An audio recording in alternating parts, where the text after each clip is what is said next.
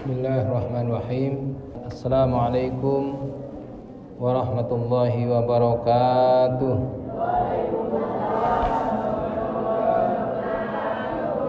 Alhamdulillah wassalatu wassalamu ala Rasulillah wa ala alihi wa sahbihi wa mawalah wa la hawla wa la quwata illa billah.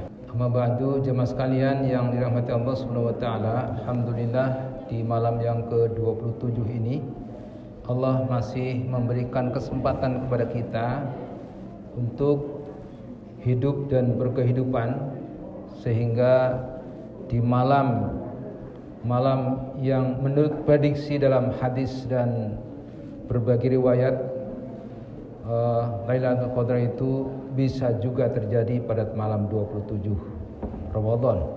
Karena itu saya ingin mengingatkan kepada kita semuanya, yang pertama, kesempatan emas untuk mendapatkan Lailatul Qadar itu jangan disia-siakan, karena belum tentu kesempatan ini akan kita dapatkan pada Ramadan tahun depan. Barangkali ini Ramadan yang terakhir bagi kita tidak tahu. Karena itu kesempatan emas ini harus kita manfaatkan sebaik mungkin. Semoga Ramadan tahun ini menjadi Ramadan yang terbaik di antara Ramadan yang telah kita lalui. Iktikaf menjadi sebuah sarana bagi kita, yang pertama dalam rangka tadi menggapai Lailatul Qadar. Tapi jangan salah, seperti saya sampaikan sebelumnya, jangan salah bahwa iktikaf itu tidak hanya pada malam ganjil saja. Jadi jangan salah paham.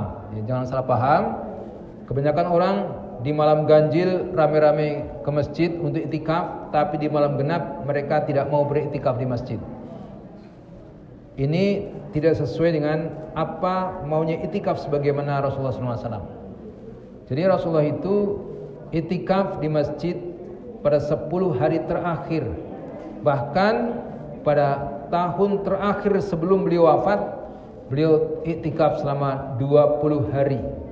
Ini yang pertama tentang malam Lailatul Qadar. Inna anzalnahu fi Lailatul Qadar.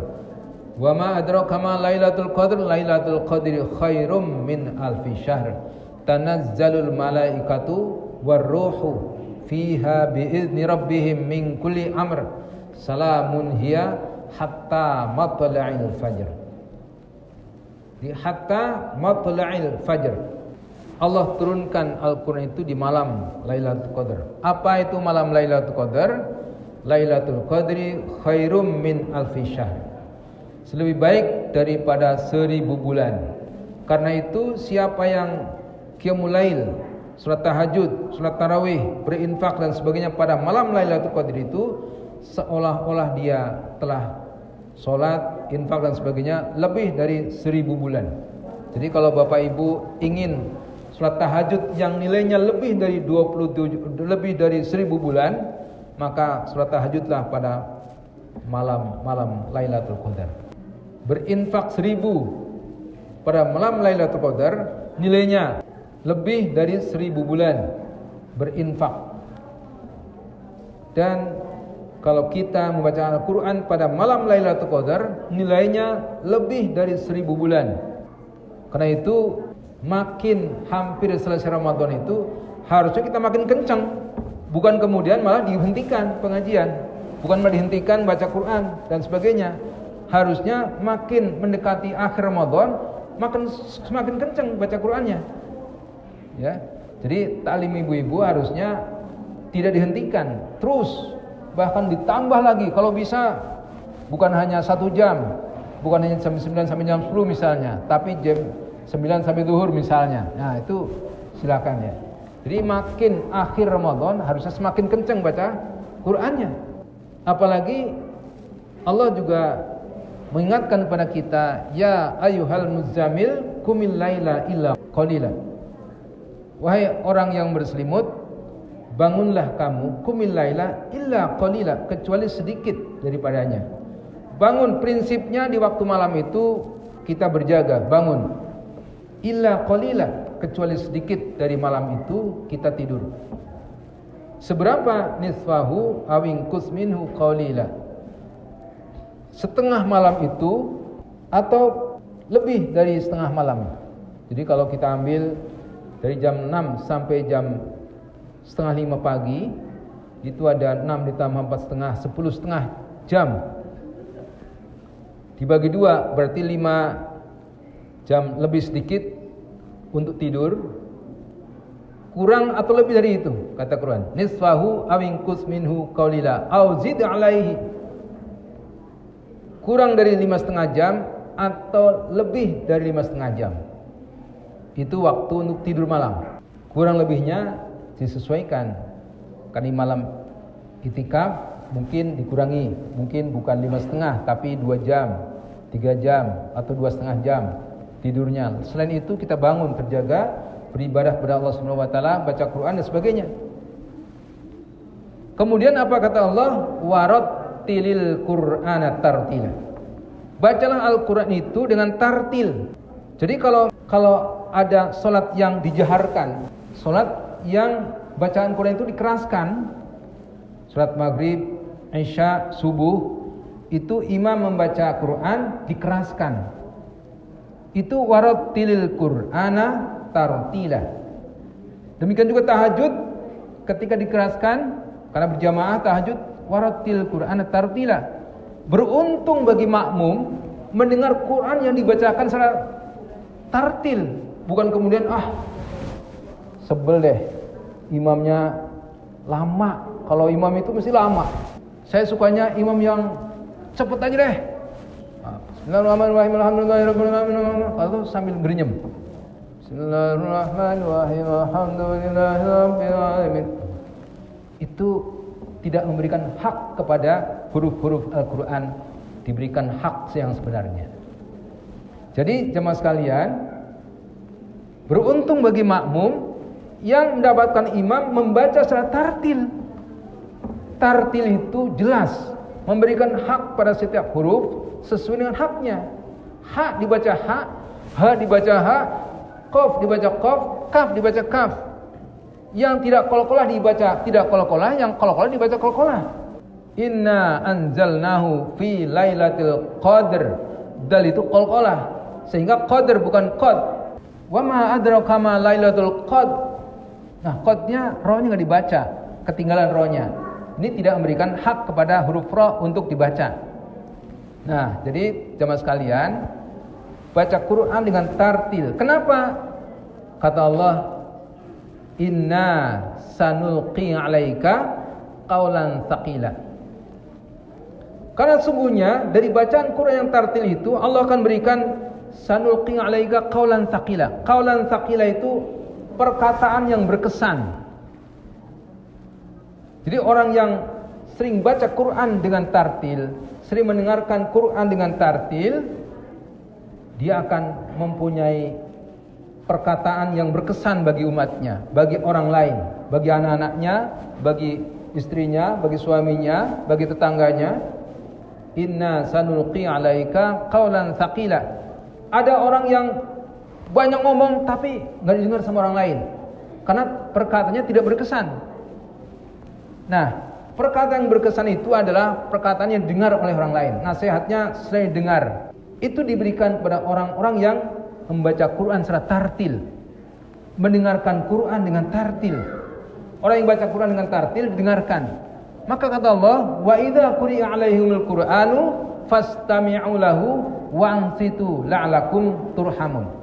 Dan apabila dibacakan Quran kepadamu, fastami'u lahu, yang pertama dengarkan dia. Wa'ansitu, dan diamlah kamu. Ya. Jadi apabila dibacakan Quran, dengarkan dan diamlah kamu. Maka kata Allah, la'alakum turhamun, agar kamu menjadi orang yang mendapat keberuntungan. Jadi kalau kita mau beruntung, menjadi orang yang beruntung, apabila ada orang baca Quran, dengarkan dan diam, jangan berkata-kata. Karena itu kalau makmum itu kalau sir ya sir, imam Kalau sir ya sir. Dan kemudian didengarkan. Itu sir tapi jahar. Sir tapi jahar. Kalau sir ya udah, jangan kedengaran sama orang lain. Kalau jahar ya dengarkan orang lain.